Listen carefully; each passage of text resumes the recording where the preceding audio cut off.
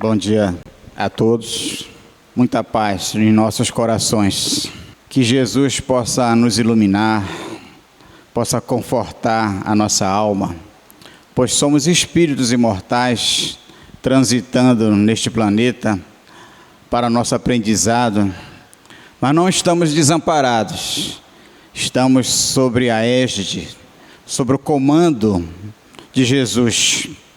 Somos como um carvão em que o lapidário Jesus continuamente está acertando as nossas arestas para que um dia possamos brilhar como um diamante.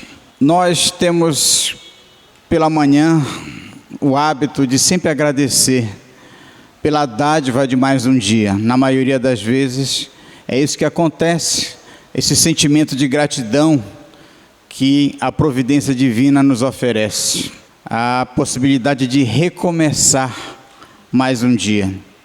Mas isso não quer dizer que ficamos um certo tempo parados.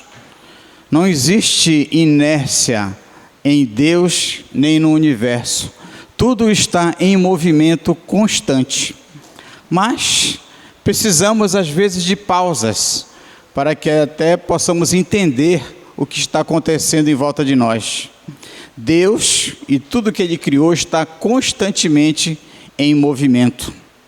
Não foi à toa que Jesus, quando curou num sábado e foi criticado pelos fariseus, porque para os fariseus, para os judeus da época, o sábado era um dia de descanso, em que não poderíamos fazer nada. E Jesus então respondeu aos judeus a crítica de que o meu Pai continua trabalhando, eu também vou continuar.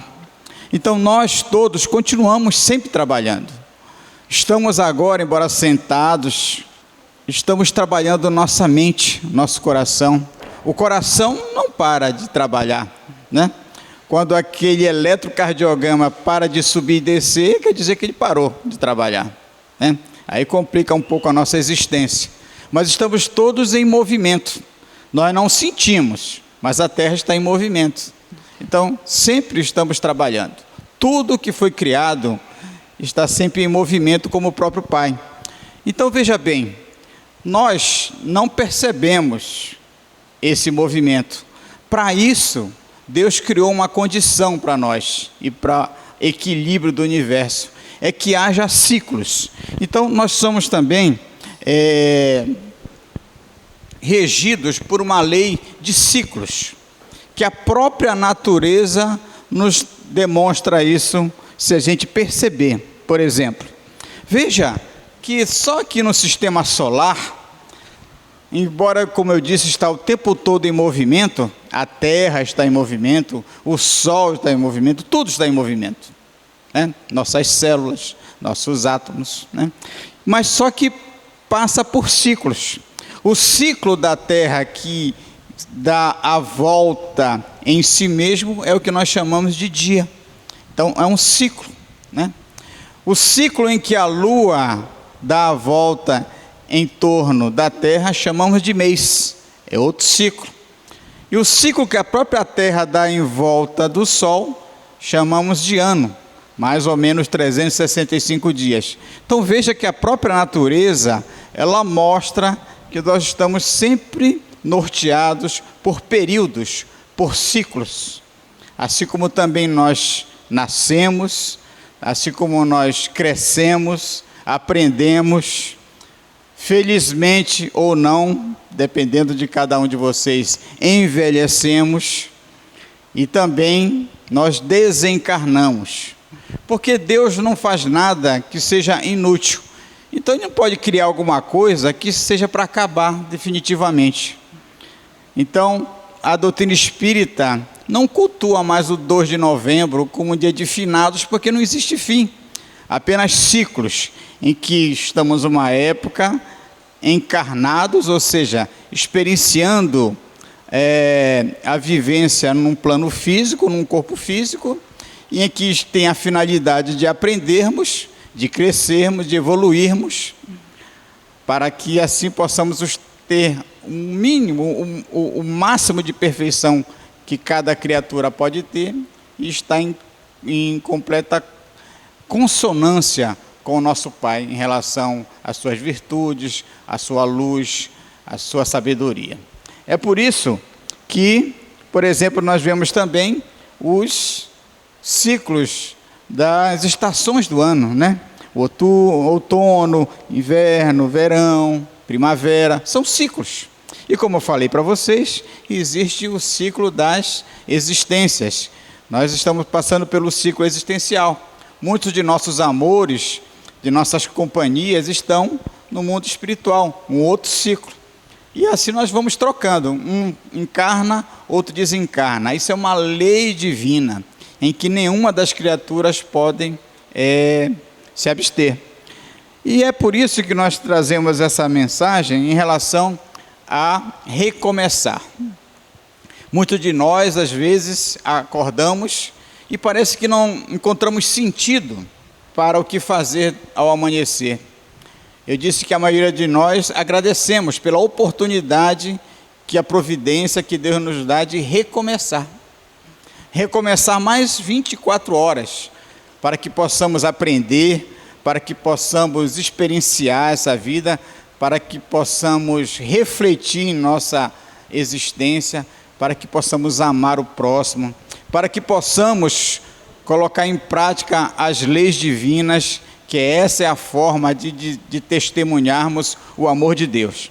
Então, o Evangelho segundo o Espiritismo é, na verdade, uma obra que foi codificada por Allan Kardec, que traz todos os ensinamentos morais de Jesus.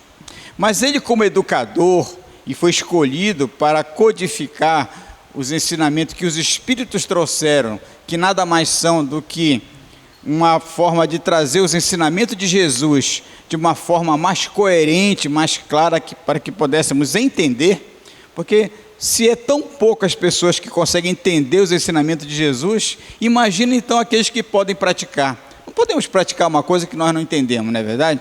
Então, Allan Kardec organizou essas mensagens de uma forma pedagógica, para que pudéssemos entender o que Jesus estava falando.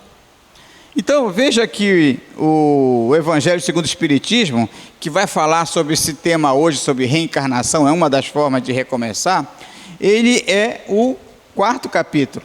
Mas ele não é à toa que ele é o 4º capítulo.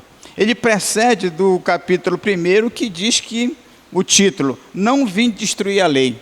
Ou seja, essa frase é de Jesus. O que ele quer dizer? Ora, já tinha as leis judaicas. Não eram só 10 mandamentos, como a gente pensa, que Moisés trouxe. São 614. 10 foi aquelas que a espiritualidade trouxe nas tábuas. Mas depois ele teve que, para organizar aquele povo ainda muito primitivo, ainda muito animalizado, implantou outras leis. Então, Jesus, quando diz que não veio destruir a lei, ele quer dizer, olha, rasga tudo aquilo que foi ensinado para vocês, não. Ele disse assim que ele ia só melhorar, fazer que a coisa ficasse mais entendida. Então, passado muitos séculos, ele veio encarnado, Jesus, para ensinar exatamente um pouco mais sobre a lei de Deus. E a doutrina espírita é a mesma coisa. Ela não veio trazer uma outra religião. Aliás, a doutrina espírita não é uma religião como a gente pensa, que tem sacerdócio, que tem imagens, velas, rituais, não tem nada disso. Ela é uma ciência que precisa ser estudada como toda ciência. Ciência filosófica, e é uma ciência que estuda a natureza dos espíritos. Mas esse estudo traz uma consequência moral. Faz com que a gente possa refletir, uma vez que a gente reconhece que nós somos espíritos, e que o nosso futuro, o nosso recomeçar no mundo espiritual, vai depender das nossas atitudes atuais.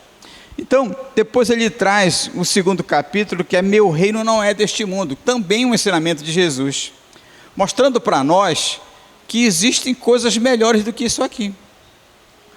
Quando Jesus diz que meu reino não é deste mundo, ele está dizendo que existe um mundo espiritual, existem outros mundos também. Então o mundo espiritual é a nossa verdadeira realidade. Só que nós estamos numa fase em que somos tão apegados à matéria e coisas, que nós não acreditamos muito nisso. Tanto que quando alguém desencarna, há uma comoção muito grande, como se tivesse acabado. Viu agora mesmo, né, o Jô Soares, né? Então, perdemos um grande... Não perdeu nada, né? Porque Deus não faz nada para se perder. Apenas Ele voltou para o mundo espiritual. E está conosco em conexão de acordo com a nossa sintonia, com nossos pensamentos, com as nossas orações. Ele não está no cemitério. Ele está no mundo espiritual, numa outra dimensão. O que está no cemitério é o corpo, com uma roupa que não serve mais, né? Então é isso que Jesus quis dizer. Aí sim, Allan Kardec traz a questão de uma lei, que é a reencarnação. Nós estamos aqui como espíritos para evoluir. E Deus implantou essa lei para que pudéssemos ter contato com a matéria, passar por vicissitudes, porque eu acredito que a gente só aprende com uma certa dificuldade. Eu acho que ninguém fez aqui um curso de natação online, né? Não deu para aprender, né? Não deu. Tem que cair na água, tomar um pouco de água, se afogar às vezes, para poder aprender. Então é com isso que a gente aprende, né? Então há necessidade da reencarnação. Então só depois disso, desses 4 capítulos, a gente possa ter um entendimento, aí a gente vai entender o 5º e maior capítulo do Evangelho, que fala de nossas aflições. Porque eu acho que alguém passa aflição aqui? Acho que ninguém mais, né? Alguém passa aflição? Alguém tem problema aqui? Acho que não mais, né? Dificuldades? Não, né? Não tem mais, né? Então, bom, mas nós passamos por dificuldades, passamos por vicissitudes, e elas são necessárias. Não é castigo, Deus não te abandonou. É para a gente evoluir realmente. Então, para a gente entender, quando Jesus falou naquela época, bem-aventurados os aflitos, a gente tem que entender que a gente reencarna, que existe o mundo espiritual, que existe outras moradas, né, para a gente evoluir. Só assim que a gente vai entender. Muito bem. Então, esse capítulo, que fala muito da reencarnação, ele vai tocar muito numa passagem de Jesus, em que ele vai conversar com um fariseu, chamado Nicodemos. Quem é esse Nicodemos, né? Nicodemos era assim como, alguns chamam ele de príncipe dos fariseus. Na verdade, ele era um administrador, era um cargo maior entre os fariseus. Só que não conta nas entrelinhas da Bíblia, que ele era uma pessoa que nunca passou sem dificuldade material. Sempre que ele queria fazer alguma coisa, alguém tinha como fazer por ele. E reza a tradição de que lá os judeus, toda vez que se faz um aniversário, tem que se ler um salmo. E o salmo, são 150 salmos. E aí, quando Nicodemos completou 70 anos, estudando a Torá, estudando as leis mosaicas, e aí ele estava em dúvida se, será que está tudo bem aqui? Será que eu vou conquistar o reino do céu só com conhecimento? Né? E aí quando ele leu o Salmo 71, ele viu isso aqui, ó, que está escrito aqui no Salmo 71, ó, quando ele já estava velho, né, 70 anos, né? Não me rejeiteis no tempo da velhice, pedindo a Deus, né? Não me desampares quando se for acabando a minha força física, né? E aí ele parou para pensar assim, poxa, eu estou com 70 anos aqui, já estou com as minhas forças diminuídas, será que eu já tenho atributo suficiente para ir para o céu? Né? E aquilo ficou inquietante para ele, porque ele não tinha feito nada assim de produtivo para o próximo, só conheceu, e aí ficou na dúvida. E como ele ouvia muito e testemunhava muito o que Jesus fazia, ele foi procurar Jesus. Mas só que ele foi procurar Jesus como nós muitas vezes procuramos. Ele foi procurar Jesus na calada da noite, na escuridão das nossas aflições, na escuridão das nossas dúvidas, na escuridão das nossas incertezas, na escuridão da nossa pouca fé. Jesus era um homem que quando esteve encarnado aqui, ele realmente era desapegado da matéria. Depois que ele começou a pregar, aos 30 anos de idade, ele saía, quando estava em Cafarnaum, ele não tinha uma casa, essa é a casa de Jesus, alguém tem casa de Jesus? Não tem, né?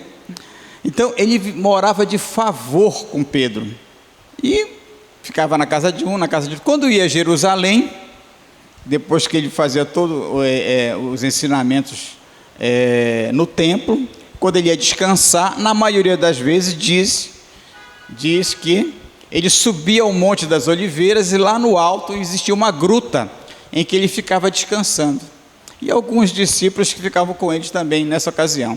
Mas também dizem que ele era o primeiro a acordar para ir para o templo para ensinar, que era essa a missão dele.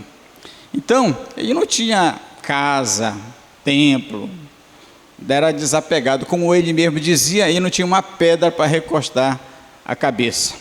Mas naquela noite particularmente, ele foi convidado a repousar na casa de um homem chamado Simão de Jacó.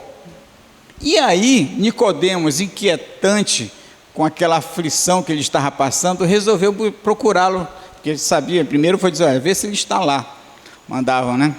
E aí confirmaram que Jesus estava repousando na casa deste homem. Então Nicodemos o procurou, né? E aí diz lá no Evangelho de Mateus o seguinte, que havia, então, né, esse fariseu, né, que era Nicodemos, como eu já falei anteriormente, príncipe dos judeus. Não conta exatamente como é que foi esse contato inicial, lá, como vai, tudo bem? Não diz, não sabemos. Mas o que diz é o seguinte, este Nicodemos foi ter à noite, como nós também, né? E disse a Jesus, Rabi é mestre para os judeus, né? Bem sabemos, ou seja, não é só ele que sabe, todos sabiam, mas não queriam admitir. Mas já mostra uma certa humildade de Nicodemos, de pelo menos admitir, chegar e falar. Bem sabemos que és mestre, vindo de Deus, olha lá, porque ninguém pode fazer estes sinais que tu fazes se Deus não for com ele. Ou seja, porque os próprios profetas do Antigo Testamento mostravam que o Messias viria com alguns sinais, e Jesus trouxe todos os sinais, e mesmo assim o crucificaram, condenaram. Veja, é isso que ele falou para Jesus. Só que Jesus, ele tem a capacidade, como Espírito puro, de ler o pensamento, de interpretar o sentimento sem que a pessoa fale. Fala uma coisa, mas está pensando outra. Nós podemos estar aqui numa palestra, mas estamos pensando num boleto que ficou em cima da mesa, talvez, né? Ou eu posso dizer, poxa, eu queria estar em Salinas agora e estou aqui. Então, os espíritos superiores conseguem ler o nosso pensamento. Então, Jesus, com um arquétipo maior desses espíritos, conseguia, independente do que ele está afirmando, saber a inquietação de Nicodemos. Poxa, será que eu não fiz nada de bom aqui? Será que eu vou conseguir chegar ao céu, ao reino de Deus, como ele achava que era uma coisa, uma parte geográfica no mundo espiritual? Não, né? O reino de Deus é uma sensação de plenitude, é uma felicidade em estar em ligação direta com as leis divinas, é o equilíbrio, a harmonia, né? E aí, veja que ele fala isso, e Jesus responde uma coisa que não tem nada a ver, pelo menos para nós, se nós não soubermos interpretar. E ele diz assim, justamente, parece que não tem nada a ver, né? Estou dizendo uma coisa e ele diz outra. Aí Jesus diz assim, em verdade digo, ninguém, não é só ele, ninguém pode ver o reino de Deus se não nascer de novo, se não recomeçar. Então, consolando Nicodemos, tu está velho, tu não fizeste nada que prestasse além de estudar, mas não te acalma, tu pode reencarnar e pode fazer outra vez, pode recomeçar. Mas, obsidiado como estava Nicodemos, ele pergunta assim, e olha que ele era o doutor da lei, como pode nascer um homem já velho? Pode tornar a entrar no ventre de sua mãe para nascer na segunda vez? Então ele não conseguiu entender nada, porque parece que os judeus acreditavam na ressurreição, mas não era para qualquer um a ressurreição, era só para os profetas. Então acreditavam que Elias ia ter a ressurreição dele. E, na verdade teve, mas na verdade em forma de reencarnação, que foi João Batista. Eles acreditavam que de alguma forma, mais ou menos, Elias saía da cova, da gruta, de alguma coisa assim. Mas Jesus já coloca o seguinte, já generaliza que todos nós, como ele diz ali, ninguém pode ver o reino de Deus se não nascer de novo. Ou seja, não é só tu, Nicodemos, todos nós temos que reencarnar várias vezes para que possamos aprender, para que possamos educar o orgulho, a vaidade, o apego material, o egoísmo, o vício, o ciúme, a inveja, a malevolência, a traição, a cupidez, a gula. Temos isso ainda? Ou já está, não precisamos mais reencarnar? Precisamos, né? Muito bem. E aí Jesus repete para ele o seguinte: em verdade te digo, se um homem, não é só Nicodemos, não renasce da água, que quer dizer da coisa material, e do espírito, não pode entrar no reino de Deus. O que é nascido da carne é carne, a carne. O que é nascido do espírito é espírito, são coisas diferentes. Não te admires, Nicodemos, do que eu te haja dito. Ser preciso, é preciso nascer de novo. Ou seja, não estou dizendo assim, olha, que tu vais, olha, tu queres nascer de novo ou não? É preciso, é uma lei, todos nós. Mas nós não lembramos disso. Nós ainda somos espíritos ainda na categoria de espíritos imperfeitos, que necessitamos passar por essa situação até que a gente possa ter a certeza de que nós somos espíritos imortais aqui em aprendizado. Para uma boa parte dos espíritas já tem essa concepção, mas é uma concepção. Às vezes nós cremos em alguma coisa, mas não temos assim a certeza. Eu posso crer em qualquer coisa, agora ter certeza é diferente, né? Na hora de um ente querido desencarna, por exemplo, nós vamos ver a reação daquelas pessoas, né? Querendo que ele fique, por que você me deixou aqui sozinha? Como assim? Acabou o período dele, né? Imagina que você tivesse condenado à prisão, tivesse já o tempo de pagar a pena, e alguém dissesse, continua preso por causa de mim aqui. Imagina que você estivesse internada no hospital, e estivesse já na cura, o médico desse alta, não, fica internado aqui comigo, porque eu ainda estou. Imagina que vocês dois entram numa faculdade, o teu companheiro termina a primeira faculdade, e você diz assim, não, fica aqui comigo que ainda não terminei a minha. Pois é a mesma coisa, porque aqui o planeta Terra é tudo isso, é uma prisão, é um hospital e é uma escola. Então, quando nós terminamos a nossa missão, nós voltamos, e depois passamos um tempo no mundo espiritual. Como não chegamos à nossa plenitude, para ter o reino de Deus em nossos corações, nós somos convidados a reencarnar. E isso, veja bem, que é um ensinamento de Jesus, que a doutrina espírita traz novamente para nós. Olha só, muitas vezes a gente pode perguntar assim, bom, mas se Jesus já ensinou tudo, o que o Espiritismo vem trazer de diferente? É só para repetir a mesma coisa? E se as outras religiões fazem a mesma coisa, não é verdade? Só que Jesus tinha naquela época, está no Evangelho de João, prometido um outro Consolador. Ele veio consolar, através do amor, do perdão, da imortalidade da alma, da existência de um outro mundo, quando ele diz que a felicidade não é deste mundo. Então, mostrou que existe coisa além da terra, mas só que foi adulterada, foi mal interpretada. Então, ele disse que ia mandar um outro Consolador, justamente, olha, vocês vão confundir tudo. E tem coisas que eu não posso dizer para vocês, que a inteligência de vocês não são capazes de entender. Então, veja lá no Livro dos Espíritos, tem uma pergunta, a pergunta 627, Allan Kardec pergunta aos espíritos justamente isso que eu estou questionando com vocês. Ora, uma vez que Jesus ensinou as verdadeiras leis de Deus, qual a utilidade? Para que os espíritos, já que Jesus já ensinou tudo, não é verdade? E olha o que eles dizem. Veja que naquele capítulo Jesus diz assim: eu não vim destruir a lei. O Espiritismo também não veio destruir a lei, veio dar melhor interpretação, entendimento. Eles dizem assim: olha, Jesus empregava alegorias e parábolas na época, porque eram pessoas do campo que tinham que comparar o reino de Deus, comparar a fé com uma semente de mostarda, comparar o bem e o mal com o joio e o trigo, sempre fazendo essas analogias. Jesus empregava alegorias e parábolas porque falava de conformidade com os tempos e lugares, naquele tempo, naquele lugar. Então tinha que falar de uma forma bem simplória para eles entenderem. Faz-se misto, ou seja, faz-se necessário, é importante agora para nós que a verdade se torne inteligível. Nós temos que entender o que Jesus estava falando para todo o mundo. Muito necessário que aquelas leis que Jesus ensinou sejam explicadas, como nós estamos tentando aqui refletir, sejam desenvolvidas. Por quê? Porque são tão poucos aqueles que compreendem, imagine quem é que pratica. Como é que eu posso praticar uma coisa que eu não entendo?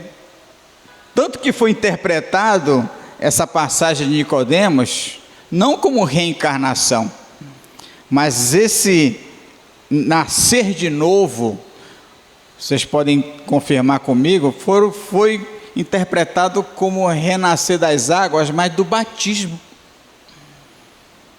Diz-se dessa forma na interpretação que a pessoa nasce de novo quando é batizada.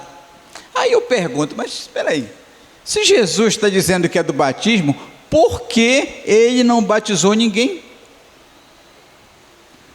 Não é estranho? Podem ler todo o Evangelho que não tem um momento Jesus batizando alguém. Interpretação pequena, nossa, e os Espíritos vêm mostrar que o que está falando é outra coisa, né? Muito bem, e aí ele trouxe essa lei de reencarnação que o Espiritismo vem trazer melhor para a gente. Afinal de contas, por que a gente nasce? Ora, por que eu fui gerado por Deus? Só para me crescer, estudar, trabalhar, adoecer, envelhecer e morrer, é isso? Será que é para isso mesmo? Será que é bom isso? Porque até agora, na idade nossa, nós passamos por mais aflições do que alegrias, ou não? Aflições educativas, né? E olha só o que diz os Espíritos a respeito disso. Allan Kardec pergunta então assim: qual o objetivo da encarnação então? Tá, eu sou um espírito que agora eu tenho que vir para a Terra para passar por todo esse perrengue. Isso quando eu sou saudável. Quando eu nasço cego, surdo, sem braço, sem perna,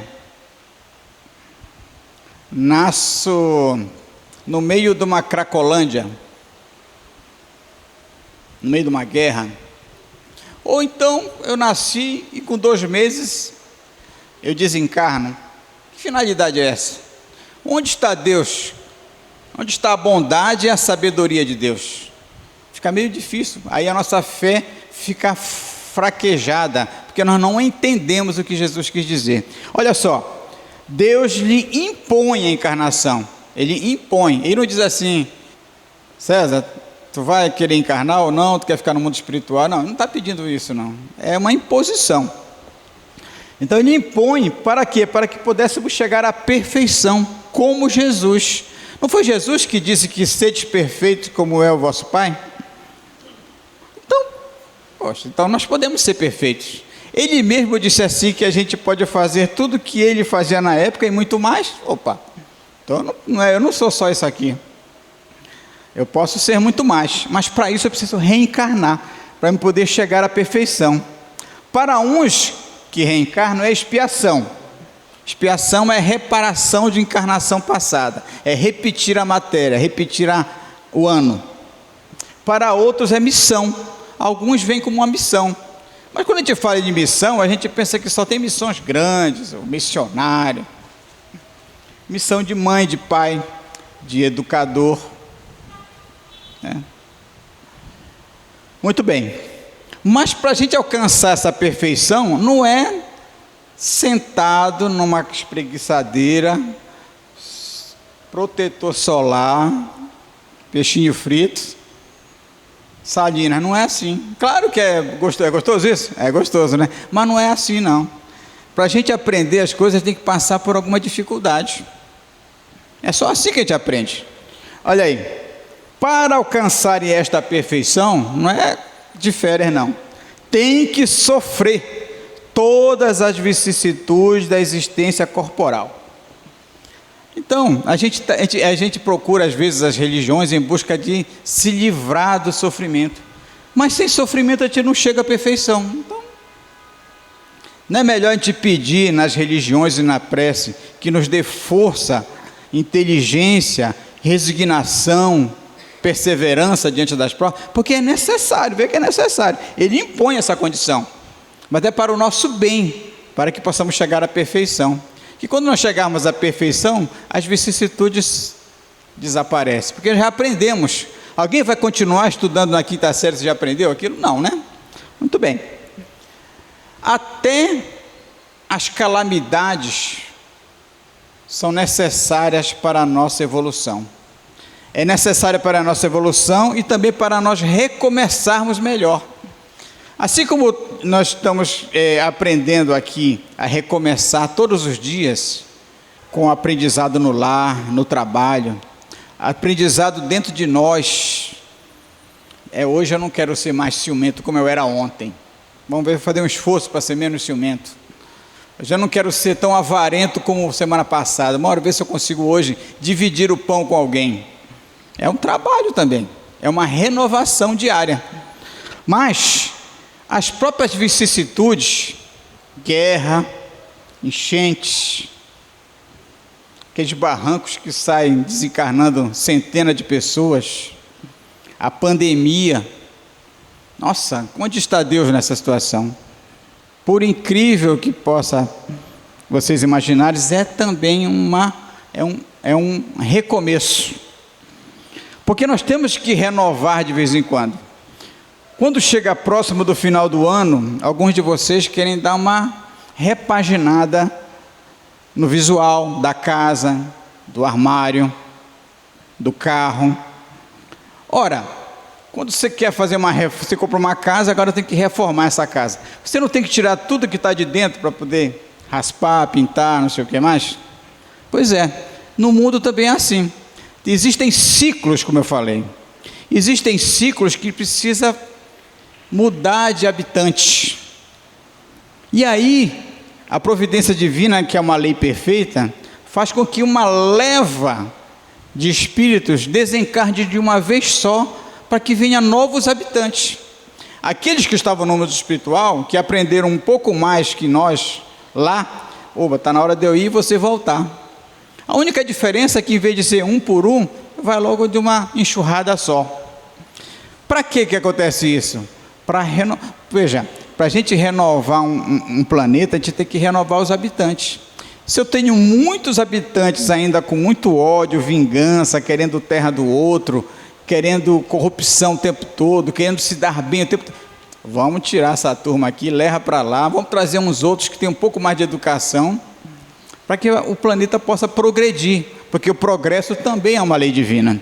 Então veja, a pandemia, que parece que Deus abandonou, onde estava de férias, não estava trabalhando, né?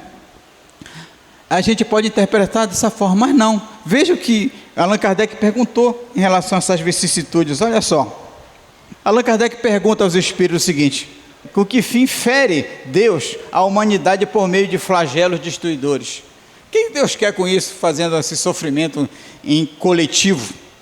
Olha só a resposta: para fazê-la progredir mais depressa. Esse povo aqui essa turma aqui está lenta demais para progredir esse planeta. Vamos trocar. A destruição, uma necessidade para a regeneração moral dos espíritos. Não é morte, né? Apenas você voltou para a tua casa espiritual. Que em cada nova existência, nova encarnação, sobem um degrau na escala do aperfeiçoamento, que nós precisamos nos aperfeiçoar.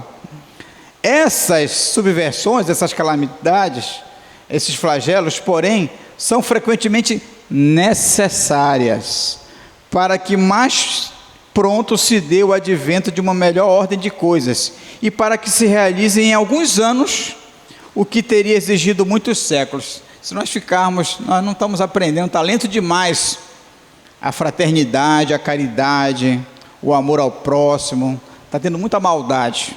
Vamos diminuir um pouco desses malzinhos, voltar lá para o mundo espiritual, vamos trazer uns espíritos mais educados, e essa turma que veio aqui não acabou não, vão aprender no mundo espiritual, quando estiver mais bem educado, volta para cá. Então, é necessário, é um aprendizado. Como eu disse, a gente não pode aprender sem aflições, não foi isso? Muito bem. Veja que tudo que nós estamos falando em relação à natureza e a própria recomeçar dentro de nós, foi trazido por um benfeitor espiritual de Chico Xavier. Eu trouxe só um recorte que está nessa obra, A Fonte Viva, para a gente refletir um pouco sobre isso. Olha o que diz: a própria natureza apresenta precisas lições nesse particular de recomeçar, de renovar. Sucede-se os anos com matemática precisão, mas os dias são sempre novos. Ontem era uma coisa, hoje é outra, mas todo dia é dia. Dispomos assim de 365 ocasiões de aprendizado e de recomeço. Eu nunca vi ninguém dizer assim, segundou, terçou, quartou, é só sextou, né? Interessante, né?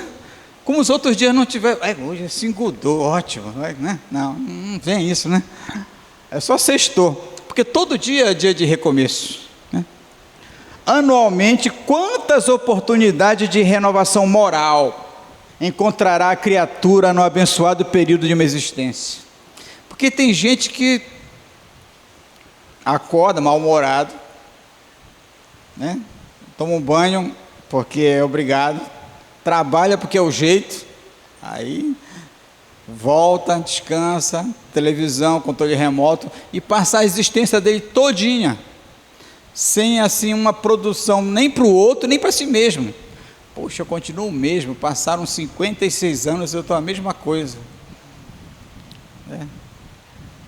Às vezes eu estou há 30 anos guardando uma mágoa de alguma coisa que eu nem lembro mais porque que eu não falo com fulano. Renasce ele, o conselho do Emmanuel, renasce agora, hoje, em teus propósitos, deliberações e atitudes, que às vezes a gente fica só na vontade. É que depois daquela palestra do Rômulo, acho que eu vou ler o Livro dos Espíritos. Aí chega no domingo, lê 10 questões, são 1018, né? 1019. Tá, na segunda, 7. Na terça, 5. Aí vai chegando no final de semana, encosta o livro, vamos assistir um futebol, uma novela, né? A nossa vontade, assim, ela tem pouca duração, né? Trabalhando para superar os obstáculos que te cercam. Quais são os obstáculos dentro de nós? E alcançando a antecipação da vitória sobre ti mesmo. Nossa, não existe melhor vitória do que a gente vencer a nós mesmos. O negócio de vencer o outro, convencendo o outro que é assim, assado. O negócio é vencer a nós mesmos, nosso orgulho, nossa vaidade, nosso egoísmo, nossa falta de paciência, nossa intolerância. Vencer a nossa mania de criticar sempre o outro, falar mal do outro como se nós fôssemos o espírito perfeito, né? Sempre é o outro o problema.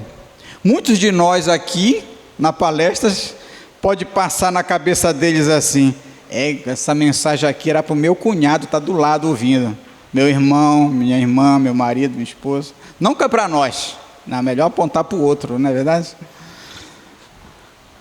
Muito bem, olha só, nós só conseguiríamos ser felizes quando tivermos plenitude, quando tivermos o reino de Deus dentro de nossos corações, quando tivermos educado todos esses sentimentos inferiores.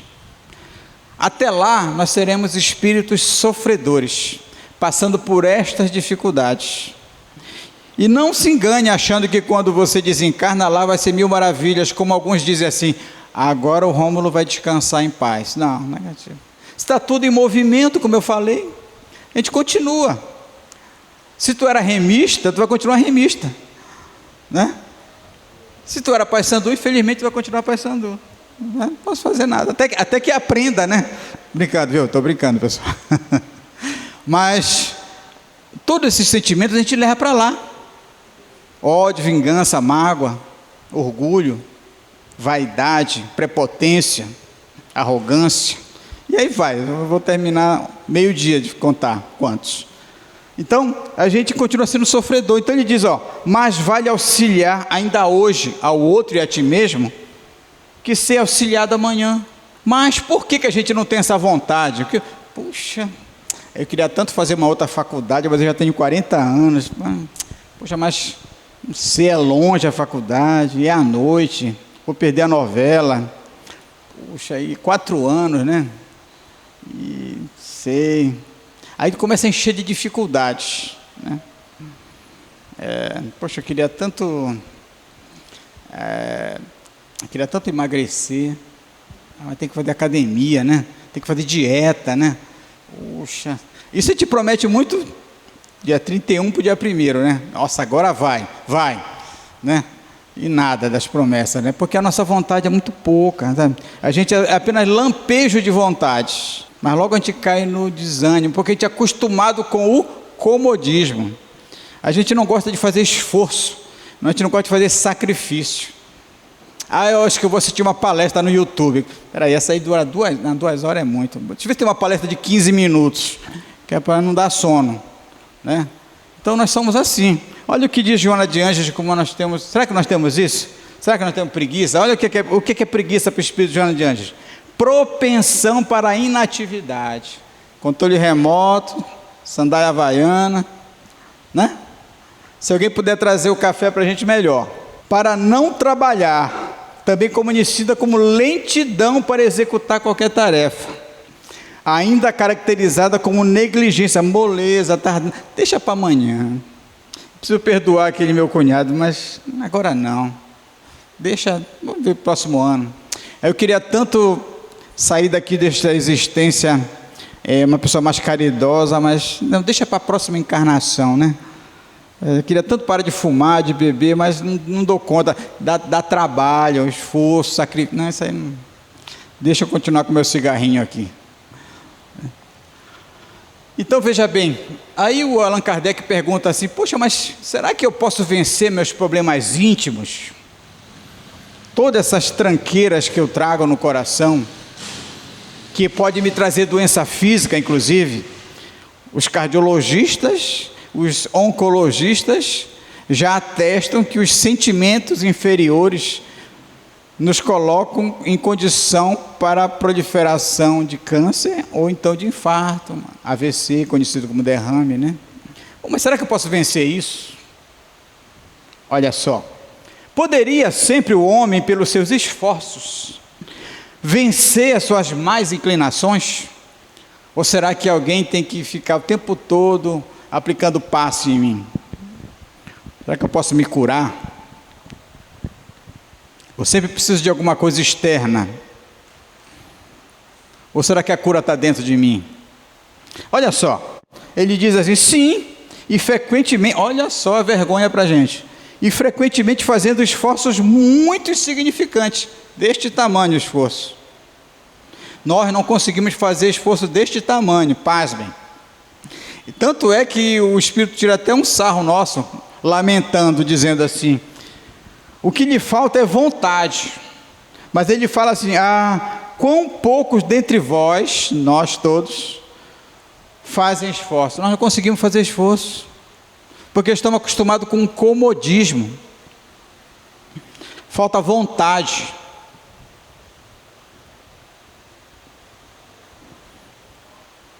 Nós temos o livre-arbítrio. Eu quero dizer para vocês que nós não fomos gerados por Deus homens e mulheres. Nós fomos gerados princípios inteligentes que passamos por vários reinos: mineral, vegetal, animal. Já fomos animais, por isso que os animais são nossos irmãos. As plantas também. Quando você for ali na Praça da República, não pisa na grama que é tua irmã, vai pelos caminhos, né?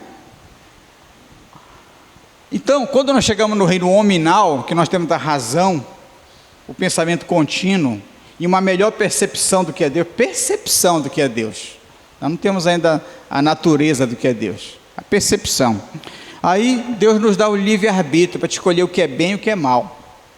Como a gente não sabe escolher o que é bem e o que é mal, ele coloca uma coisa para compensar, chamado a lei de causa e efeito. Olha, tu quer escolher o mal? Beleza, mas tem uma consequência. Tu quer escolher o bem? Ótimo, tem outra consequência. Isso é invenção do Espiritismo? Não. Jesus já dizia, cada um segundo suas obras. Olha, não sei, domingo eu tomei 1,5 litro de açaí, 2 peixes, uma feijoada, não estou me sentindo bem. Acho que eu vou na Unimed. Deve ter sido aquela azeitona. Não, é ação e reação. Tu te empanturraste tanto, não quer passar mal? É causa e efeito, né? Ah, não, será que não foi o mal olhado da vizinha? Não, não foi. Hã? Então, pessoal, nós temos que usar daquela vontade perseverante e ter discernimento do livre-arbítrio para a gente poder sair do comodismo. Escolher sempre o bem, nem que isso exija sacrifício, vontade, perseverança. Às vezes temos que sofrer. Sofrer como diamante, como eu falei no início da palestra, que nós somos uma pedra bruta em que o lapidário, Jesus, está cortando para virar um rubi. Agora, se o rubi sentisse dor, não ia doer passar pelo esmeril? Ia, né? Então é a mesma coisa. Nós temos que passar pela dor para que a gente possa brilhar. O que a gente pode fazer então, para a gente usar melhor o recomeço? 3 coisas, só 3 coisas, viu? 3 coisas: autoconhecimento, trabalho duro, amor a Deus. Porque, veja bem, quando você vai numa consulta médica, ele não vai ficar olhando para você, peraí, já sei, conjuntivite, não. Tu vais falar alguma coisa, ele vai te perguntar algumas, talvez te examine e talvez peça exames complementares para confirmar aquele diagnóstico. Então, ele não pode dizer o que você tem sem passar por essas fases de conhecimento. A mesma coisa somos nós. Nós não podemos melhorar alguma coisa se nós não nos conhecemos. Como é que eu posso tentar trabalhar o meu orgulho se eu não reconheço que eu sou uma pessoa orgulhosa? Como é que eu posso trabalhar o ciúme se eu não reconheço que eu sou uma pessoa ciumenta?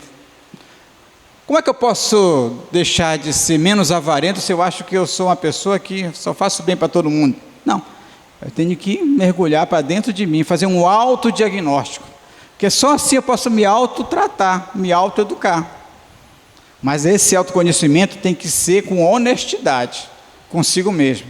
Então, o primeiro passo para nosso recomeçar na vida, todos os dias, é o autoconhecimento. Olha o que diz os Espíritos.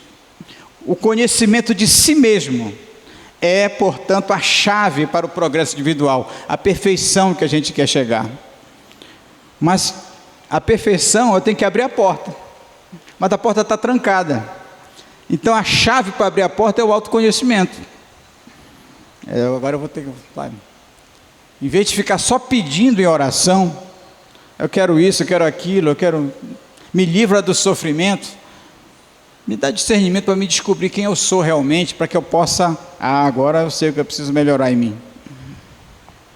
Trabalho duro, é lei do trabalho. Nós estamos trabalhando o pensamento. Nossas células estão trabalhando. Nosso coração está batendo. Nossa mente está em movimento. Porque tudo está em movimento. O trabalho é uma lei da natureza mediante a qual o homem forja, fabrica o próprio progresso. É a nossa finalidade. Estamos encarnados para progredir, viu, pessoal? Não é só para férias. Progresso desenvolvendo as possibilidades do meio ambiente em que se situa. Eu melhorando em mim mesmo, melhora o meio ambiente. Eu sabendo que eu estou aqui numa escola, que é a terra, que Deus colocou tudo para que o homem não passasse dificuldades, aí eu posso tratar melhor o meio ambiente. O desmatamento vai ser zero, matança de animais zero, matança do outro também. Melhora o ambiente. Por que existem locais que tem muita violência? Porque nosso ambiente mental é de violência. Dizia um líder religioso indiano, Mahatma Gandhi, que ele dizia assim: se todos nós nos uníssemos as mãos, quem iria apertar o gatilho? Né? Amor a Deus. Porque uma vez perguntaram, um fariseu perguntou para Deus, para Jesus, desculpa, qual o maior mandamento da lei? Porque estão 614, né, que eu falei. Diz, amar a Deus e ao próximo como a ti mesmo. Então, autoconhecimento para amar a si mesmo. Quando a gente se ama, a gente sabe que a gente tem que ser caridoso, bondoso, misericordioso com o próximo, porque o próximo também é igual a nós. Quando nós amamos a nós e ao outro, nós estamos agradando a Deus. Então aí a gente ama a Deus. Aí eu amo Deus, eu amo Jesus, eu coloco até um decalque lá no carro, né? Deus é isso, Deus é fiel, Deus não sei o quê, mas testemunhando exatamente o que é Deus, o que é amor a Deus, é tu te amar e amar ao próximo, amar a Deus acima de todas as coisas e a si mesmo. São três coisas. Você não pode amar o próximo se não te amar. Você não pode amar a Deus se não te ama nem ama o próximo. Isso é enganação, tá? E olha que interessante, todo dia, pelo menos da boca para fora, alguns de coração, a gente lembra da prece dominical, né? E olha o que diz o negócio ali. Nós pedimos: o pão nosso de cada dia dai-nos hoje. Hoje. Ou seja, mostrando que basta cada dia a gente aproveitar para fazer alguma renovação dentro de nós. Alguns já querem generalizar. O pão nosso de cada dia dai-nos hoje sempre, logo faz logo um pacote. Não. Né? Para não ficar tendo que repetir. Então, mostra que cada dia é o suficiente para a gente aprender. Mostra que cada dia é o suficiente para a gente se preocupar em vez do que lá na frente. Mostra que aquilo que a gente fizer de bom hoje, talvez nos previna do mal amanhã. É isso, pessoal, que eu trouxe para vocês. Espero que vocês possam aproveitar cada dia hoje.